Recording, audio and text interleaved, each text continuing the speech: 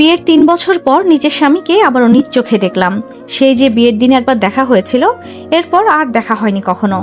দেখা হবেই বা কি করে, বাসর ঘরে রেখেই তো পাড়ি জমিয়েছিল সুদূর জার্মানিতে।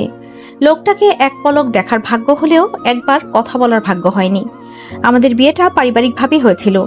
আমার মা আবরাজের বাবার কোম্পানিতে জব করতেন, সেখান থেকেই পরিচয় আবরাজের বাবার সাথে। আমাকে তিনি খুব ভালো করেই চিনতেন, আর তিনি প্রথম নিজের বড় ছেলে আবরাজ খানের জন্য আমার মাকে বিয়ের প্রস্তাব দিয়েছিলেন। আমি তখন সবেমাত্র অনার্স ২য় বর্ষের ছাত্রী। আমি মোটেও ওই সময় বিয়ের জন্য প্রস্তুত ছিলাম না, তবুও করতে হয়েছে পরিবারের চাপে। প্রথম দেখায় আবরাজ খান নামক সুদর্শন পুরুষটার ওপর মুগ্ধ হয়েছিলাম আমি। চোখ আটকে গিয়েছিল পুরুষটার সৌন্দর্যে। লোকটার গায়ে ছিল সাদা রঙের শার্ট, শার্টের ওপরে কালো রঙের ব্লেজার, হাতে দামি একটা কালো ফিতার ঘড়ি, পায়ে কালো শু, চুলগুলো সিল্কি, কপালে ছুঁয়ে ছিল, মুখে একটা দাড়ির বালাই নেই, একদম ক্লিন শেভ করা। পুরুষটার অধৈর্যরা গোলাপি রঙের। যেদিন আমাদের প্রথম দেখা, সেদিন সন্ধ্যায় ঘরোয়াভাবে বিয়ে হয়েছিল, কিন্তু কবুল বলে আবরাজ ফিজাদের অর্থাৎ আমাদের বাড়ি ছেড়ে চলে গিয়েছিল। তারপর আর মানুষটাকে চোখে দেখার ভাগ্য হয়নি। এরপর আমি খানবাড়িতে এসেছিলাম মিলন খানের সাথে। সেই থেকে আমি আবরাজের রুমে থাকছি। এখান থেকেই আমি ইউনিভার্সিটি করেছি, গ্রাজুয়েশন কমপ্লিট করেছি, যদিও আমি এখন মাস্টার্স করছি। আমি ফিজা, চলুন ফিজাতে ফেরা যাক। ফিজা রুমে এসে এসব ভাবছে। কিছুক্ষণ পূর্বে তার ননদী মিষ্টি এসে বলে গিয়েছে আবরাজ আধা ঘন্টার মধ্যে বাড়ি এসে পৌঁছাবে। ফিজা যেন নিচে উপস্থিত থাকে। ফিজার শরীর তখন থেকে কাঁপছে, অস্থির লাগছে। এখানে যাও কি তার ঠিক হবে? বিয়ের দিন রাতে যেই পুরুষ নিজের স্ত্রীকে ফেলে বিদেশ চলে গিয়েছে, মাঝে একবার খোঁজ নেয়নি, সেই পুরুষটার সামনে ফিজা কিভাবে বেহায়ার মতো গিয়ে দাঁড়াবে? শত ভাবনার পরেও ফিজা উত্তর খুঁজে পায় না। এর মধ্যে নিজের শাশুড়ি সার্ভেন্টকে দিয়ে ডেকে পাঠিয়েছে। ফিজা উঠে দাঁড়ালো, চুলগুলো এক হাতে খোপা করে ওড়না মাথায় দিয়ে কক্ষ থেকে বেরিয়ে এলো। সময়টা সন্ধ্যা 6:30। দোতলার একদম কর্নারে আরবাজ নামক পুরুষটার রুম। সিঁড়ি পর্যন্ত যেতে বেশ লম্বা করিডোর পাড়ি দিতে হয়। ফিজা গুটি গুটি পায়ে এদিকে সিঁড়ির কাছে চলে গেল। সেখান থেকে লিভিং রুম স্পষ্ট দেখা যায়। ফিজা সিঁড়িতে পা রাখার আগে নজরে পড়ল নিচে মানুষের সমাগম।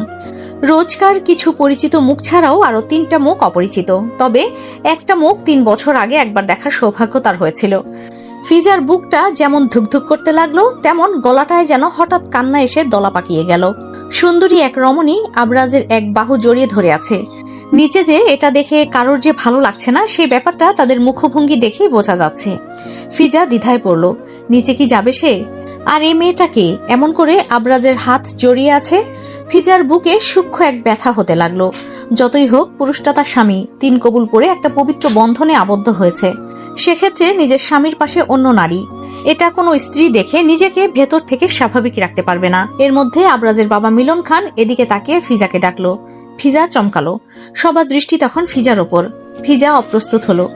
এদিক ওদিক তাকিয়ে দ্রুত পায়ে নিচে নামলো। মিলন খান এগিয়ে এলো। ফিজাকে এক হাতে নিজের সাথে আলতো করে জড়িয়ে ধরে মেয়েটার সামনে গিয়ে দাঁড়িয়ে মুস্কি হেসে তিনি বলে উঠল, আমার বড় ছেলের স্ত্রী ফিজা সিদ্দিকী পুষ্প। ফিজা তাকালো না মাথা তুলে, তবুও অনুমান করতে পারছে সামনে দাঁড়ানো সুন্দরী রমণী সহ 2 জন পুরুষই তার দিকে তাকিয়ে আছে। ফিজা খান পুষ্প, নট সিদ্দিকী। ফিজা চমকালো। রাশভারী কণ্ঠে এরূপ কথায় তড়িৎ মাথা তুলে সামনে তাকালো। গম্ভীর পুরুষটা শান্ত, তার মধ্যে কোনো পরিবর্তন নেই। সে আগে যেমন ফিজার দিকে তাকিয়েছিল, তেমন তাকিয়ে আছে ফিজার দিকে। ফিজার বুকের ভেতর জ্বলতে থাকা অনলটা যেন মুহূর্তে নিভে গেল। হৃৎপিণ্ডটা দ্রুত ওঠানামা করলেও বুকের ভেতর প্রশান্তি এলো। কিছু না বলে রান্নাঘরের দিকে চলে গেল। পেছন থেকে কয়েক জোড়া চোখ সেদিকে তাকিয়ে রইল।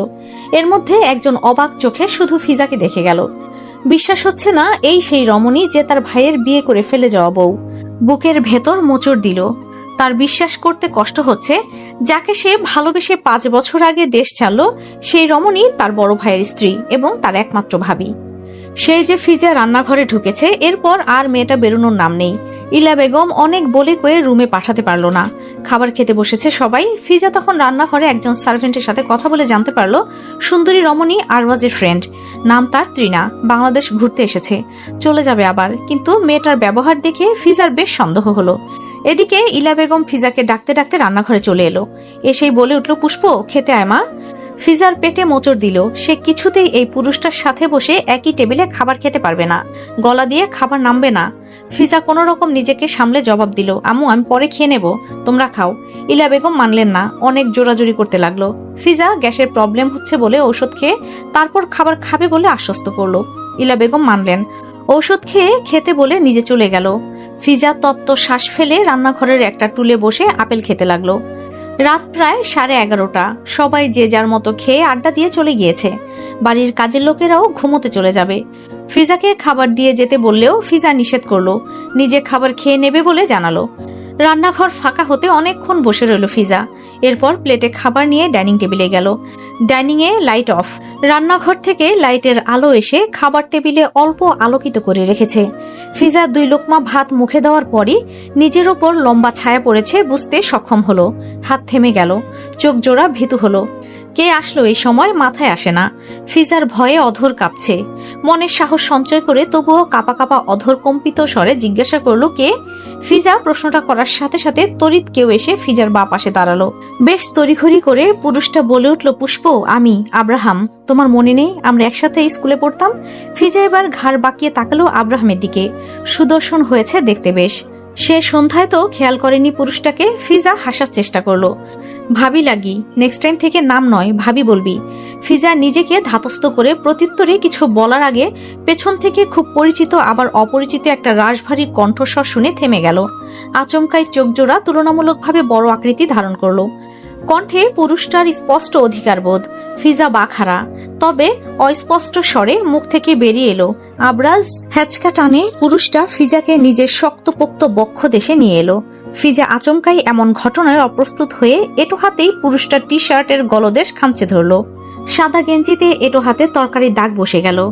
আবরাজ চোখ পিটপিট করে একবার ফিজার দিকে তো একবার নিজের গেঞ্জির দিকে তাকালো। এদিকে ফিজা নিজেও ভয় পাচ্ছে, কিন্তু দোষ তো এখানে ওর নেই। তবুও গেঞ্জিটা নষ্ট হয়ে গেল সেটা ভেবে মনক্ষুণ্ণ হলো। আব্রাহাম ফ্যাল করে তাকিয়ে আছে। তার বুকের ভেতর দুমড়ে মুচড়ে যাচ্ছে। কেউ যেন এইমাত্র শান দেওয়া ধারালো অস্ত্র দিয়ে খুঁচিয়ে হৃৎপিণ্ডটা ক্ষতবিক্ষত করছে। আব্রাহাম দ্রুত পায়ে স্থান ত্যাগ করলো। পৃথিবীতে বৃহত্তর কষ্ট হচ্ছে নিজের ভালোবাসার মানুষটাকে অন্য কারোর হতে দেখা। মানুষটা আর তার নেই, কোনোদিন আর সে মানুষটা তার হবেও না। সারা জীবন অন্য কারোর হয়ে থাকবে, আর এটা মরার আগ পর্যন্ত সচক্ষে দেখে যেতে হবে। ফিজা মোস্টামুস্টি করতে আবরাজ মেয়েটার হাত ছাড়লো। কোমরে তখনও একটা হাত স্থির। ফিজা অস্পষ্ট স্বরে বলল, ছাড়ুন, রুমে এসো। আবরাজ গম্ভীর স্বরে বলল। ফিজা টেবিলে এটো থালাগুলোর দিকে তাকিয়ে মিনমিন করে বলে, আপনি যান। আবরাজ বুঝতে পারে এটো প্লেট ধুয়ে তবেই মেয়েটা রুমে যাবে। আবরাজ আচমকাই ফিজার কোমরে রাখা হাতটা তুলে মেয়েটার কবজি চেপে ধরলো। এরপর হাঁটা শুরু করলো রুমের দিকে। ফিজা বিরক্ত হলো এবার। এসছে পর থেকে পুরুষটা নিজের মর্জি অনুযায়ী যা খুশি বলে যাচ্ছে করে যাচ্ছে। এখন আবার জোর জবরদস্তি করে টেনে কোথায় নিয়ে যাচ্ছে। হাত ছাড়ুন, আমি যাচ্ছি, ফিজা বলল। আবরাজ মেয়েটার দিকে তাকায় না। সামনে একের পর এক সিঁড়ি ভাঙিয়ে ওপরে উঠতে উঠতে অদ্ভুত স্বরে জানায়, তোমার হাত বেশ সফট, সুগন্ধি ফুল। ফিজা চমকালো, থতমত খেলো। কি বলে পুরুষটা? এসব কেমন কথাবার্তা? মেয়ে মানুষের হাত নরম হবে না তো পাথর হবে? এটা স্বাভাবিক একটা ব্যাপার, এভাবে বলার কি আছে? মতিগতি ভালো দেখাচ্ছে না। ফিজা বুঝতে পারছে পুরুষটার কথাবার্তা লাগামহীন। এটা সে সন্ধ্যায় অনুধাবন করতে সক্ষম হয়েছে। তাই অযথা কথা না বাড়িয়ে চুপ করে রইল। আবরাজ সোজা রুমে এসে ফিজাকে ছাড়লো। দরজা বন্ধ করে এরপর মেয়েটার সামনে এসে দাঁড়ালো। ফিজা 2 কদম পিছিয়ে গেল। আবরাজ 1 কদম এগিয়ে দূরত্ব ঘুচিয়ে দিল। একবার টি শার্টের দাগের দিকে তাকিয়ে ফিজার দিকে তাকালো। এরপর গম্ভীর স্বরে আদেশ করলো, গেঞ্জি খুলে দাও। আচমকায় যেন বজ্রপাত হলো কক্ষে। ফিজার চোখ জোড়া বিস্ময়ে বেশ বড় বড় আকৃতি ধারণ করলো। অপ্রস্তুত হয়ে এলোমেলো দৃষ্টি ঘুরালো। সে ভাবলো হয়তো ভুল শুনছে সে, কিন্তু না, পুরুষটা তাকে ভুল প্রমাণ করে দিয়ে আবারও বলে উঠল, গেঞ্জি তুমি ধুয়ে দিবে, নষ্ট তুমি করেছ। ফিজা ভুরু কুচকে নিল। সে কি ইচ্ছে করে নষ্ট করেছে, নাকি নষ্ট করার ইচ্ছে ছিল তার? কোনোটাই না। তাহলে তার কি দোষ এখানে? তিনি নিজেই তো এমন ভাবে টেনে ধরেছিল যে ফিজা ব্যালেন্স ঠিক রাখতে না পেরে ধরতে বাধ্য হয়েছিল। এখানে দোষ যদি কারোর হয়ে থাকে তাহলে সেটা ওই সামনে দাঁড়ানো আরবাজ খান নামক পুরুষটার। ফিজা মনে মনে এসব বললেও মুখে সাবলীল ভাবে বলল, দেখুন এখানে দোষটা বেশি আপনার, আমার এতে কোনো দোষ নেই। অযথা আমাকে ব্লেম দেওয়ার কিছু নেই। আমি তবু আপনার গেঞ্জি ধুয়ে দেব, আপনি খুলে দিন। অফকোর্স দেখা দেখি হবে সুগন্ধি ফুল। আবরাজ পুরো কথা শেষ করার আগে ফিজা উল্টো ঘুরে দাঁড়িয়ে গেল। কি সব কথা বলে পুরুষটা? দেখা দেখি হবে মানে? অস্বস্তি নাকি লজ্জায় ফিজার কানগুলো দিয়ে যেন ধোয়া বেরোচ্ছে। পেছনে দাঁড়ানো পুরুষটা বিরক্ত হলো। তার কথা না শুনে মেয়েটা ঘুরে গেল কেন, ইগনোর করলো তাকে। ফিজা ঘুরে দাঁড়ানো অবস্থায় আবার বলে, আপনি গেঞ্জি খুলে দিন, আমি ওয়াশরুমে আছি। 1 সেকেন্ড অপেক্ষা না করে দ্রুত ওয়াশরুমে চলে গেল ফিজা। আবরাজ 1 মিনিট সময়ের মতো দাঁড়িয়ে কিছু ভাবলো, তারপর বাঁকা হেসে নিজেও ওয়াশরুমে এলো। ফিজা মাত্র বেসিনে হাত ধুয়ে ফিরেছিল, এর মধ্যে আবার ধাক্কা খেলো পেছনে খাম্বান্নায় দাঁড়িয়ে থাকা আবরাজ খানের সাথে। ফিজা নাকে ব্যথা পেয়ে ব্যথাতুর শব্দ করে। আবরাজ মেয়েটার হাত টেনে ধরে নিজের গায়ে রাখলো, গম্ভীর স্বরে আদেশ করে, তুমি খুলে তুমি ধুয়ে দিবে, কুইক। ফিজার রাগে মাথায় আগুন জ্বলছে যেন, তবুও কথা বাড়িয়ে পুরুষটার সাথে ঝামেলা করতে চাইছে না সে, তাই চুপচাপ গেঞ্জি খুলতে ব্যস্ত হলো। কিন্তু বলিষ্ঠ পেটানো শরীর, তার ওপর লম্বা আবরাজ প্রায় 6 ফিট হবে, তার মধ্যে ফিজা হচ্ছে 5 ফিট 2। এমন তোর অবস্থায় সে কি করে এমন পুরুষটার শরীর থেকে মাথার ওপর দিয়ে গেঞ্জি খুলে দিবে? শেষমেশ না পেরে হাল ছেড়ে দিয়ে দূরে সরে আসার জন্য উদ্যত হতেই আবরাজ মেয়েটার কোমরে 2 হাত রাখলো, আচমকাই উঁচু করে ধরে নিল। ফিজার অবস্থা বেহাল। এমনিতেই পুরুষটার এত কাছাকাছি ছিল এতটা সময়, এখন আবার শরীর একদম শরীরে স্পষ্ট করে আছে। এতটা সংস্পর্শে এসে ফিজার শরীর মৃদু কম্পন অনুভব করে। আবরাজ গম্ভীর স্বরে তাগাদা দিয়ে বলে উঠল, ফাস্ট হাত চালাও। এত সময় গলায় এসে গেঞ্জি আটকে ছিল, ফিজা জোরে টানতে গেলে সেটা গলা থেকে খুলে এলো। আবরাজ তৎক্ষণাৎ মেয়েটার কোমর ছাড়লো, নিচে দাঁড়িয়ে ফিজার শরীর কাঁপতে লাগলো। সে মোটেও দুর্বল নয়, কিন্তু আবরাজ খান কাছাকাছি এলেই শরীরটা অবশ হয়ে আসে। ফিজার দৃষ্টি এত সময় নিচু করে রাখলেও বুঝতে পারছে আবরাজের উন্মুক্ত লোমশ পেটটা ধবধবে ফর্সা। ফিজা নিজের হাতের দিকে তাকালো, পুরুষটা তার থেকে অনেক বেশি ফর্সা। আবরাজ ওয়াশরুম থেকে বেরিয়ে যেতে যেতে বলে গেল, দাগ যেন বসে না থাকে। ফিজা পুরুষটা ধবধবে সাদা পিঠটার দিকে তাকিয়ে রইল। অদ্ভুত কোনো কারণে পুরুষটার সৌন্দর্য তাকে বারবার পুরুষটার দিকে তাকাতে বাধ্য করছে। ফিজা মাথা নাড়ে দুদিকে, কি হচ্ছে এসব? সে কেন পুরুষটাকে ইগনোর করছে না? 3 বছর আগে চলেই তো গিয়েছে, এখন তাকে শক্ত হতে হবে। ফিজা ঝটপট গেঞ্জি ধুতে লাগলো। ফিজা ভীষণ কঠিন ধাঁচের মানুষ, যে কোনো কঠিন পরিস্থিতিতে সে নিজেকে সামলে নিতে পারে। যখন সে ক্লাস 10-এ পড়ে তখন বাবা মারা গেছে। ফিজার মা মহিতা বেগম স্বামীকে হারিয়ে অনেকটা ভেঙে পড়েছিল। তখন সে নিজের ছোট বোন আর মাকে সামলেছে, সংসার সব দিকে নজর রাখার চেষ্টা করেছে। যদিও টাকা তার মা ইনকাম করত, তবে ফিজা সবার খেয়াল আর সংসারটা ঠিকই সামলেছে। এরপর বিয়ে হলো। বিয়ের দিন স্বামী বিদেশ চলে গেল। তখনও চারদিক থেকে মানুষের কটূক্তি সবার আর চোখে তাকানো। সবটা সময় সে নিজেকে শক্ত রেখেছে, অথচ যে মানুষটার জন্য এত কিছু হলো এখন সে মানুষটাকেই এড়িয়ে চলতে পারছে না। বিষয়টা তার নিজের কাছেই লজ্জার। নিজেকে এটার জন্য ধিক্কার জানালো। ফিজা প্রায় আধ ঘন্টা সময় নিয়ে গেঞ্জি পরিষ্কার করলো, অথচ দাগ সম্পূর্ণ নিশ্চিহ্ন করতে পারলো না। এতে সে আপসেট। গেঞ্জি বিনে রেখে সে ওয়াশরুম থেকে বেরিয়ে এলো। আবরাজ তখন বিছানায় শোয়া। ফিজা এটা দেখা মাত্র মস্তিষ্ক সজাগ হলো। সে কোথায় ঘুমাবে? আবরাজ কি বুঝলো মেয়েটার মনে দ্বিধাদ্বন্দ্ব? হয়তো, নয়তো কেন শোয়া ছেড়ে উঠে এলো। আবরাজ এসে ফিজার ঠিক বরাবর দাঁড়িয়ে আচমকাই ঝুঁকে গেল। মেয়েটার হাঁটুর নিচে 1 হাত রেখে আরেক হাত পিঠে রেখে ঝট করে শূন্যে তুলে নিল মেয়েটাকে। এত দ্রুত ঘটল ঘটনাটা যে ফিজা বিস্ময়ে হাত দুটো নিজের বুকে গুটিয়ে নিল। আবরাজ ফিজাকে বিছানার বাঁ পাশে রাখলো, নিজেও মেয়েটার ওপর সামান্য ঝুঁকে শান্ত স্বরে বলে উঠল, you will be mine and only mine, no matter what excuses you make. ছাড়ুন আমায়। ফিজা ছটফট করে। আবরাজ ছাড়ে না মেয়েটাকে। দৃষ্টি কি তীক্ষ্ণ, ধারালো অস্ত্রের ন্যায় বুকে লাগে। চিনচিন করে পুরুষটার বক্ষদেশ। মেয়েটা তাকে কিভাবে এতটা দুর্বল করে দিতে পারে? সে কি বউয়ের নতুন প্রেমে পড়েছে? রমণীর রণচণ্ডীর রূপ কি তার হৃদয় জুড়ে ভালো লাগার দোল দিচ্ছে না? অবশ্যই দিচ্ছে। আবরাজ ফিজার চুলের ভাঁজে মুখ গোজে। ফিজা ঝট করে নিজের মাথা হেলিয়ে দেয়, মুখ অন্যদিকে ঘুরিয়ে বলে, আই ওয়ান্ট এ ডিভোর্স। কখনো না। আবরাজ যেমন কথাটা শুনে অবাক হয়েছে, তেমন তার সোজা সাপটা জবাব। ফিজা আবরাজের চোখের দিকে তাকিয়ে বলে ওঠে, মিথ্যাবাদী এবং একজন খুনির সাথে আমি কখনো সংসার করব না। করতে হবে, এবং খুব ভালো করে। এতদিন তুমি যাওনি, এখন আমি তোমাকে যেতে দেব না। আবরাজ গম্ভীর স্বরে বলে। তবে মাথায় তার অন্য চিন্তা ঘোরে। মেয়েটা কবে থেকে খবরটা পেল? কিভাবে জানতে পারলো এত সব? তবে কি এটাও জানে সে বিয়ের দিন কেন জার্মানি চলে গিয়েছিল? আবরাজ সেসব ভাবনা চিন্তা আপাতত স্থগিত করে আবার বলে, আমি সময় দিয়েছি, তুমি কাজে লাগাতে পারোনি। এখন আমি আমার বউকে কিভাবে রাখবো সেটা আমার ব্যাপার, এবং আমি কিভাবে নিজেকে রক্ষা করব সেটাও আমার ব্যাপার। শক্ত কণ্ঠে জবাব। আবরাজ বউকে নিজের আরো ঘনিষ্ঠে আনে। তর্জনী আঙ্গুল বউয়ের অধর ছুঁয়ে দেয়, সেখানে আঙ্গুল স্থির করে। ফিজা শক্ত হয়ে বসে থাকে। আবরাজ বউয়ের অধর পানে তাকিয়ে থেকে জানায়, চেষ্টা করে দেখতে পারো, ছাড়ুন। ফিজা বিরক্তিকর স্বরে বলে। আবরাজ শান্ত গম্ভীর স্বরে বলল, তুমি ছুটে দেখাও। সকালের কথা ভুলে গিয়েছেন? মনে করিয়ে দেব আবার? কঠিন তীক্ষ্ণ চাহনি। আবরাজের বক্ষে এই দৃষ্টি এফোর ওফোর করে হৃদয়ে আঘাত লাগে। মাদকাসক্ত স্বরে বলে ওঠে, ভুলিনি, তুমি চাইলে আবার আঘাত করতে পারো। পরপরই আবরাজ বাঁকা হাসলো। মেয়েটাকে খুব কৌশলে নিজের সাথে জড়িয়ে ধরে ফিসফিস করে বলে, হয় তুমি ছুটে যাবে, না পারলে আমি এখানে এই মুহূর্তে তোমাকে কিস করব এবং সেটা রেসপন্স করতে হবে তোমায়। Deal is done. ডান। একজন পুরুষের শক্তির কাছে কি আদৌ কোনো নারী পারবে? যেখানে পুরুষটার ওজন এবং উচ্চতা দুইটাই নারীটার থেকে দ্বিগুণ বেশি। ছোটাছুটি মোচড়ামুচড়ি কোনোটাই ফিজা কম করলো না, চেষ্টার ত্রুটি করলো না মেয়েটা। আবরাজ মাথা এলিয়ে দেয় ছিটে। তোমার ওজন কত? 42। ফিজা ছোটাছুটি বন্ধ করে জবাব দেয়।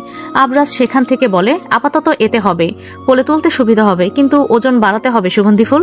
পরে পুরুষটা সোজা হয়ে বসে। আবরাজ ফিজার দিকে তাকাতেই ফিজা আচমকাই একটা হাত ছুটিয়ে নিজের গলার কাছের কুর্তির ফিতাটা তড়িৎ টান দিয়ে খুলে দিল। ফিজা এমন কিছু করবে আবরাজ হয়তো কোশ্চিনকালেও ভাবেনি। বেচারার চোখ জোড়া অটোমেটিক বড় হয়ে গেল। গলদেশ বেশ আকর্ষণীয়, গলায় একটা চেইন, হয়তো স্বর্ণের, আবার একটা তিলও রয়েছে। আবরাজ একবার ঢোক গেলে পুরুষটার মনোযোগ বিচ্ছিন্ন হলো। তৎক্ষণাৎ ফিজা আবরাজের থেকে নিজেকে ছাড়িয়ে নিল। সিটে বসে বিশ্ব জয় করা হাসি হাসলো রমণী। আবরাজ খানকে হারাতে পেরে যেন মন আনন্দে পুলকিত হচ্ছে। তবে সেটা যে বেশিক্ষণ স্থায়ী হবে না, সেটা কি এই রমণী জানতো? জানলে কখনো নিজের সর্বনাশ নিজের হাতে করতো না। জিতে গিয়েও যে রমণী হেরে যাবে। আবরাজ মেয়েটাকে এবার নিজের দিকে টানলো না, নিজে এগিয়ে গেল। গাড়ির জানালায় এক হাত রেখে অন্য হাত সিটে রাখলো। সম্পূর্ণ ঝুঁকে মেয়েটা থুতনিতে অধর স্পর্শ করলো। ফিজার ভেতরে এত সময় বিজয়ের দাউ দাউ করে জ্বলতে থাকা অনল নিভে গেল যেন। শরীরে স্পর্শ করলো শীতল স্রোত। মেয়েটা এই মুহূর্তে একটুর জন্য নিজের অবস্থান এবং অতীত ভুলে যাচ্ছিল। কিন্তু অতীতটা সে কি করে ভুলে যাবে? বাসর রাতে যেখানে প্রতিটি মেয়ের স্বামীর জন্য ঘরে বসে অপেক্ষা করে, কত রকম কল্পনা জল্পনা করে, সেখানে সে লিভিং রুমে বসে কিছু মানুষের কটূক্তি সহ্য করেছে। এই মানুষটাকে কিভাবে সে এত তাড়াতাড়ি মেনে নেবে? কোনো শাস্তি ছাড়াই? কখনো না। সে এত দয়ালু না। ফিজা কম যায় কিসে? নিজেও আবরাজের নাকের ডগায় দাঁত বসালো। অনাকাঙ্ক্ষিত এই আক্রমণ আবরাজ সামলে উঠতে পারে না, সরে আসে তৎক্ষণাৎ। ফিজা সুচালো দৃষ্টিতে তাকিয়ে থাকে। আবরাজ নাকে আঙুল ছুঁয়ে বলে, তোমার সাথে সব রকম এক্সপিরিয়েন্স করে রাখছি, যেন ফাইনাল খেলতে গিয়ে কোনো রকম প্রবলেমে না পড়তে হয়। ফিজা কথাটার ইঙ্গিত বুঝে একটু লজ্জা পায়, কিন্তু প্রকাশ করার মতো মেয়ে ফিজা নয়, তাই কোনো রকম এক্সপ্রেশন দিল না, চুপ করে বসে রইল। আবরাজও ড্রাইভিং এ মনোযোগ দেয়, তবে সেটাও যেন পাশে বসা রমণীর জন্য ঠিকঠাক করতে অক্ষম সে। তবুও নিজের দক্ষতার জন্য খুব বেশি একটা ঝামেলা হলো না। পাশে বসা সুন্দরী রমণীকে ড্রাইভিং করার ফাঁকে ফাঁকে ঠিকই দেখলো। ফিজাকে গেটের সামনে গাড়ি থেকে নামিয়ে দিয়ে আবরাজ নিজে আজ গাড়ি গ্যারেজে রাখতে গেল। ড্রাইভার নেই তার, আজ ছুটি দিয়েছে সে। এখন থেকে সে নিজেই ড্রাইভ করে অফিস থেকে ফিরবে। তার মোক্ষম কারণ হচ্ছে বউয়ের আশেপাশে থাকা। এদিকে ফিজা বাড়ির ভেতর প্রবেশ করার আগেই দেখা হলো আব্রাহামের সাথে, কিন্তু কোনো কথা বলে না। আব্রাহাম নিচ থেকে কথা বলে, তোমার হাজবেন্ড কোথায়? গাড়ি গ্যারেজে রাখতে গিয়েছে, ফিজা জানায়। আব্রাহাম হঠাৎ কিছু মনে পড়ার মতো করে কপালে তর্জনী আঙ্গুল ঘষতে ঘষতে বলে ওঠে, ও হ্যাঁ, আজ তো ড্রাইভার নেই। আব্রাহাম কিছু বলবে তার আগেই আবরাজ এসে সেখানে উপস্থিত হলো। শুধু উপস্থিত নয়, এসেই বউকে ঝট করে কোলে তুলে নিল। এরপর আব্রাহামের দিকে বাঁকা চোখে তাকিয়ে ফিজাকে উদ্দেশ্য করে বলে উঠল, এখন আমার রোমান্স করতে ইচ্ছে করছে বউ, চলো রুমে, দেবরের সাথে দিনে আড্ডা দিও। ফিজার চোখ দুটা যেন তাদের নির্দিষ্ট স্থান ছেড়ে বেরিয়ে আসতে চাইল। কি বলে এই পুরুষ, মাথা ঠিক আছে? ফিজার চট করে মাথা এলো। আবরাজ খান কি কোনোভাবে কাল থেকে জেলাস? ফিজা চমকালো, থমকে গেল। নিজের ভাইকে নিয়ে জেলাস? অদ্ভুত পুরুষ, কিন্তু কি কারণে? আব্রাহাম পেছন থেকে ফ্যালফেল করে তাকিয়ে আছে। সে আবরাজের নাকে বাইট দেখেছে, কিন্তু এটা তো হওয়ারই। তাহলে তার কেন এটা দেখে কষ্ট হচ্ছে? বড় ভাইয়ের বউয়ের দিকে নজর, মোটেও ভালো চোখে দেখবে না এটা কেউ। তার ভেতরের সত্তাও যেন তাকে কেমন বিদ্রুপ করছে। সে ভালোবাসে এই রমণীকে, কিন্তু এটা এখন শুধুই একতরফা ভালোবাসা। এটার কোনো ভিত্তি নেই, কারণ বর্তমানে রমণী তার বড় ভাইয়ের বউ, সম্পর্কে তার বড় ভাবি লাগে। সেক্ষেত্রে নিজের দৃষ্টি এবং অনুভূতিকে কন্ট্রোল করা উচিত। আবরাজ ততক্ষণে সিঁড়ি ডিঙিয়ে কক্ষে পৌঁছে গেছে। আচমকাই নিজেকে শূন্য অনুভব করে ফিজা চোখ বন্ধ করে নিল। পরপরই তুলতুলে নরম বিছনায় নিজের দেহখানা ঠেকছে বুঝতে পেরে চক্ষুদ্বয় মেলল। আবরাজ তখন নিজের গলার টাই খুলছে। টাই একটু ঢিলে করে শার্টের বোতামে হাত চলে যায় পুরুষটার। ফিজা ভুরু জোড়া কুসকে নিল। আবরাজ বইয়ের দিকে ঝুঁকে যেতে ফিজা অন্য পাশে চলে গেল। আবরাজ বিরক্ত হলো, সাথে সাথে তার ফোনটাও বাজে। প্যান্টের পকেট থেকে ফোন বের করতে নজরে আসে ত্রিনা। ফিজা উঠে বসলো, নিজের গায়ের ওড়না ঠিকঠাক করতে করতে বলে, আপনার বান্ধবী ডাকে, যান বান্ধবীর রুমে যান। আর ভিডিওতে একটা লাইক করে দিবেন। আপনাদের লাইক এবং কমেন্টের ওপর আগামী পর্ব আনবো। যদি ভালো রেসপন্স পাই তাহলে এটা কন্টিনিউ করা হবে। তো পরবর্তী পর্ব আসার আগ পর্যন্ত আমাদের পাশেই থাকবেন। ধন্যবাদ সবাইকে।